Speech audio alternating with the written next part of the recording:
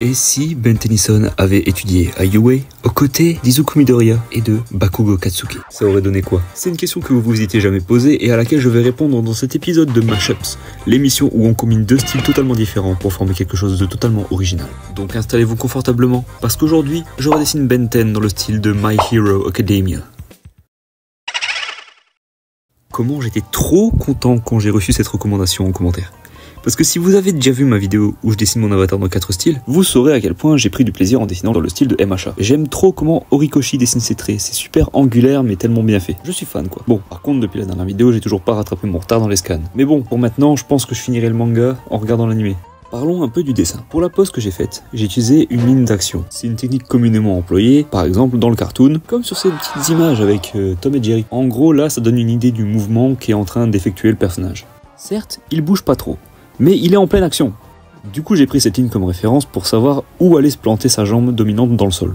Voyez ça comme sa colonne vertébrale que j'ai prolongée de manière à ce qu'il soit stable sur ses appuis.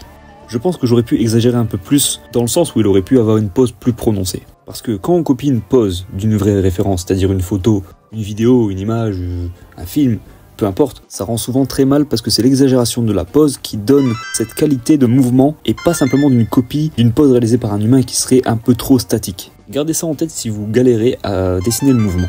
L'exagération du mouvement est la clé pour faire un dessin qui bouge. Pour la perspective, j'ai fait ce qui est ultra commun en manga, c'est-à-dire mettre la main en gros plan bien en évidence. Et justement, c'est quelque chose dont je voulais parler. Parce que quand je parcours Twitter et que je vois des artistes qui ne font quasiment que des dessins comme ça, je peux pas m'empêcher de rouler les yeux, de soupirer et de me claquer la tête dans le mur. Pas en jugeant, hein, bien entendu. Mais bon, faites autre chose que de la perspective qui sert à rien. Faut qu'elle ait un but derrière. Faut pas faire une main qui prend 90% de la toile avec un mini-corps que tu dessines avec 4 lignes derrière juste parce que tu dessines du manga. Y a pas que ça dans les mangas. Les auteurs de manga, ils ont un but derrière. Ils se servent de ça pour, encore une fois, montrer le mouvement, mais aussi pour montrer le dynamisme de la scène, l'action, le suspense. J'ai vu trop souvent de la perspective inutile, une grosse main et puis rien. Les dessins grosses mains. On va appeler ça comme ça. Pétition pour arrêter les dessins grosses mains. Pour signer, vous avez une seule chose à faire, c'est vous abonner à cette chaîne. C'est comme ça que vous signez la pétition pour arrêter les dessins grosses mains. Oui, s'abonner. C'est le seul et unique moyen de signer. Donc, abonnez-vous pour en finir avec ces dessins grosses mains. Aidez-moi à faire bouger les choses.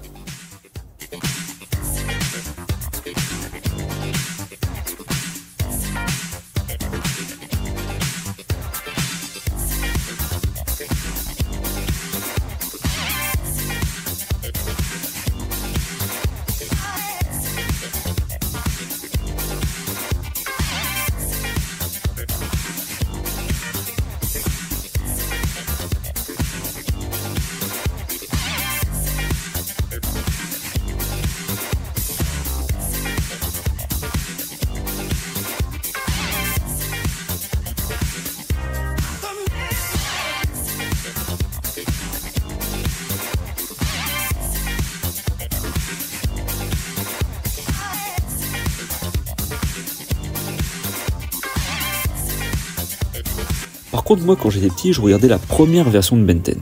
Comment ça se fait qu'il y a eu 15 000 designs au fil des années? Et pourquoi aucun n'est meilleur que la première version?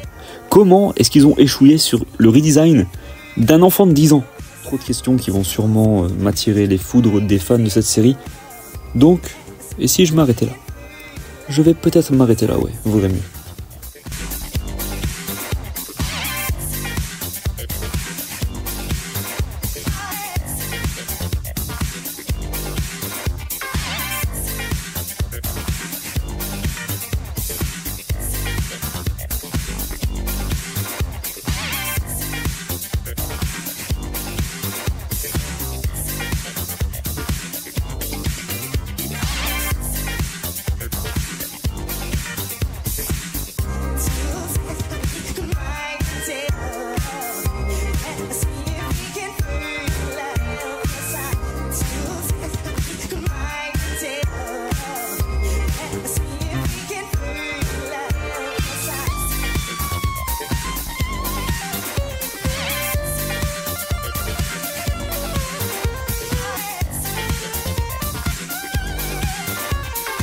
Sinon, il serait peut-être temps de lancer les débats qui fâchent vraiment en commentaire. C'est-à-dire, Quel est votre perso préféré de MHA? Ça peut partir dans deux directions cette histoire. Soit 1. Quelqu'un est d'accord avec toi et dit que ce perso est génial. Ou alors 2. Il te répond en disant que ton perso est nul et que son perso préféré est mieux en tout point. Et je pense que ça c'est l'option la plus propice parce que connaissant internet, c'est toujours comme ça, c'est toujours rempli de négativité. Sauf que là, non. Je veux que mes commentaires soient sains et positifs, pour que personne n'ait peur de s'exprimer. Donc, quand vous irez voir le perso préféré de quelqu'un, ne l'attaquez pas. Un discours courtois et une attitude avenante peut aider quelqu'un à se sentir bien et à peut-être passer une bonne journée. Donc, partagez un peu de positivité dans les commentaires. C'est aussi à ça que sert cette chaîne, partager la positivité sur internet.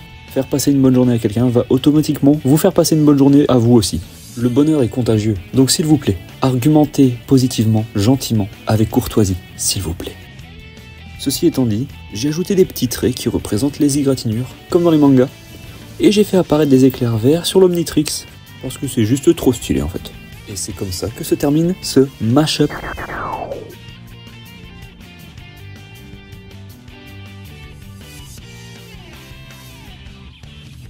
Alors vous en pensez quoi?